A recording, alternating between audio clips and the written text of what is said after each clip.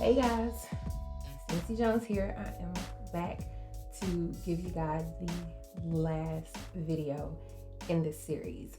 If there is anything that I have not covered, anything that you feel like, wait a minute, I need a little bit more about this particular thing, please feel free to let me know, because I add those things to my little mental Rolodex of potential topics. So just let me know. But anyway, without further ado, let's get to the last of these 6 super important tips that I think you need to embark on your publishing journey. And I say last one, but this is actually a 2-parter. You need to go ahead and hit publish, and you need to write the next book. There is absolutely no better teacher in publishing than publishing that first project. There's no better way to see all your mistakes than hitting publish on that next book, because trust me, when the readers come in, they're not going to be shy about telling you what's on their mind with regards to your book. You need to be prepared for that, but you don't need to let that terrify you either. Instead of thinking about, oh my God, people are going to hate my book, or all of the ways that that could be framed, and don't think about it as in so much people are going to tear my book apart. Think about it as in people are going to let me know what they didn't like about my book, and I'm going to be able to use that information going forward to decide what changes I will or won't make. If they don't like your storylines or something like that, that's that's subjective.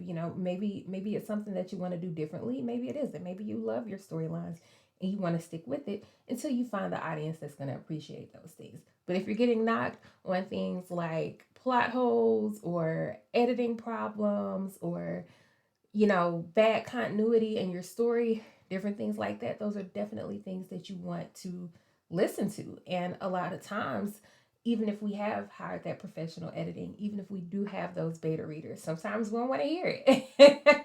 Sometimes, it's our story.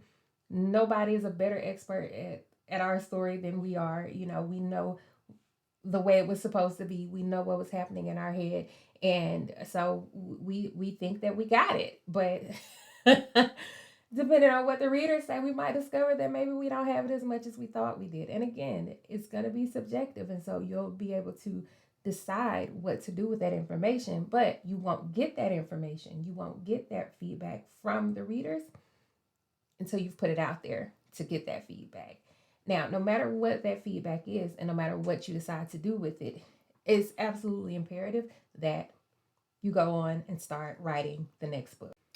For one, immersing yourself in that next project is a great way to just put a real good mental block up against obsessing over reviews, over rankings, over sales numbers, all of that, constantly, searching social media, or kind of watching for notifications. Is somebody going to tag me in something about the book today? Am I going to get a new review today? Did I get new sales today? Nothing is a better distraction from that than mentally moving on to the next thing. This used to be a huge problem for me. I used to stalk my numbers for like days and weeks. And I mean, days, I might still look at it for a few days. But there comes a point where, it's like, okay, that's enough of that. The book is going to do what it's going to do. I've already, gathered what I'm going to gather from those initial reviews or anything like that. And so there's no point in me obsessing about this anymore. Like, can I go look at it? Of course, nobody's saying that that you should just absolutely ignore all of it. But your attention, once the book is out, unless you're looking for things that are going to help you moving into the next project, which, that's subjective too.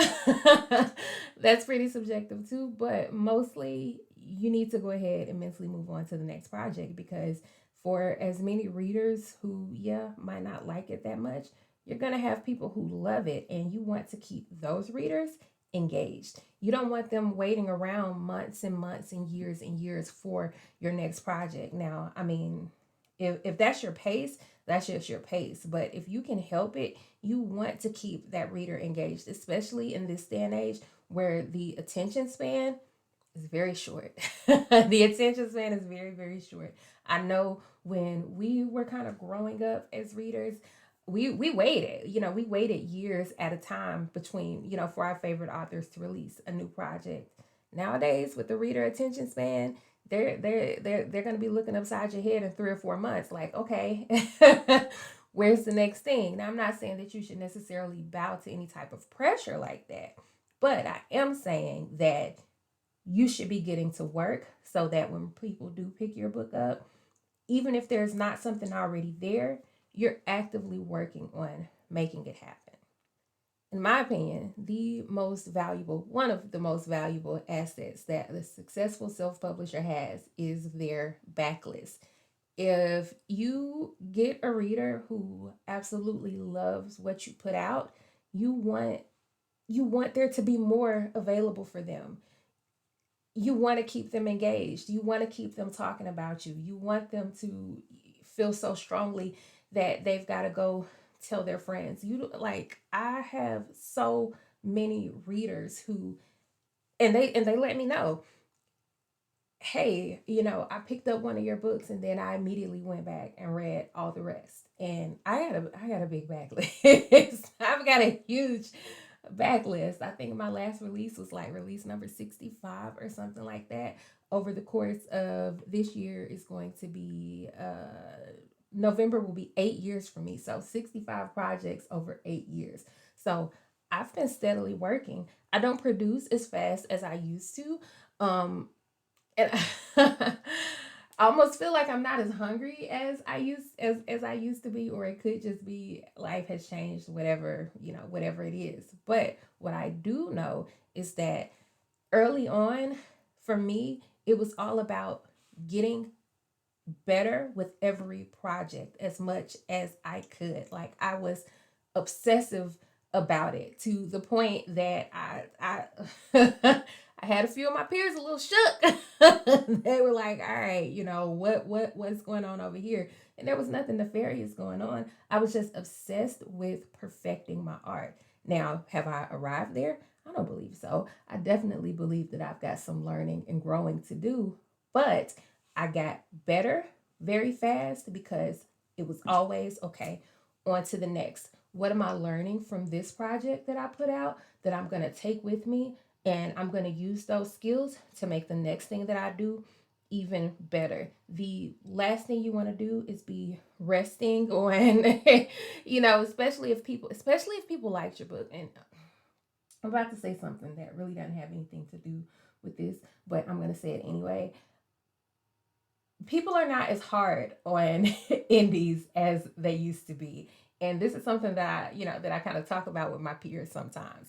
Um, Reviewers, like reviewers, people, and I don't mean like reviewers like professional reviewers. I mean like people who review your book, just regular readers who just review books. They're not as hard on indies now as they were back then. I think that myself and my peers who kind of all started publishing around the same time as I did, I think that we kind of normalized it for readers, and we kind of built we kind of built a certain expectation, and we made a shift.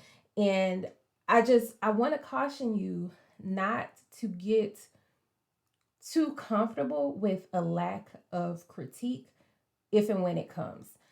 I will say that I have never, only in the very, very beginning, was I moved too much by the things that other people said about my work. But and that means good or bad. That's good or bad. So, people can say they hated my characters, they hated the length of my books, whatever. Okay, cool. But they could also love it. And it's not whatever cool. It's like, oh my God, yay, you love it. But at the same time, I didn't let myself get too comfortable in that.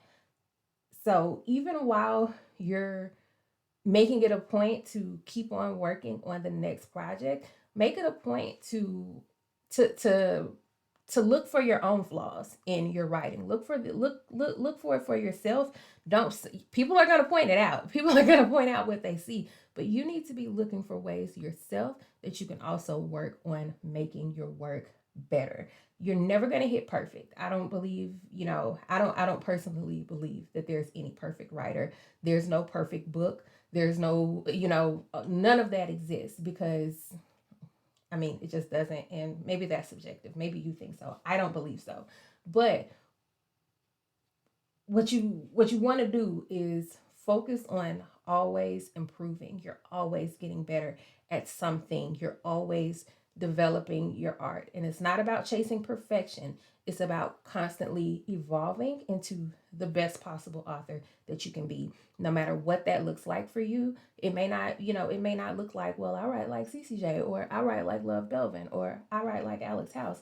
No, it's not about trying to emulate someone or chasing perfection. It's about, like I said, constantly growing and evolving your voice until you've reached this point where you're comfortable in, you're comfortable in your voice, and then we're still evolving from there, because we can always do a little better. So that's my that's my sideways rant on that. But anyway, that's it. That's the last of it. That's the last of these particular tips. I know I've gotten some questions about more kind of specific uh technical kind of things that I will be working on, things about, designing your own covers, like the actual mechanics of publishing a book, and maybe even some stuff about ads. But I'm still not, I ain't, we might have to recruit Mr. Jones to come to come and help when it's time to talk about that. But other outside of that, like, again, if you guys have things, please just let me know, because I really do try my best to be as open and honest about this process as possible, because there was no blueprint for me when it comes to this self-publishing thing. Like, there was no class for me to take. There was no, there was nothing laid out for me. This is all just stuff that I learned on my own. Stuff that I learned on my own, stuff that I googled, etc., etc. And so, if I can pass that information on, I never have any issue doing it. So just let me know. But anyway, as always, thank you guys for watching this channel. Thank you guys for supporting me in this manner, and I'll holler. Bye.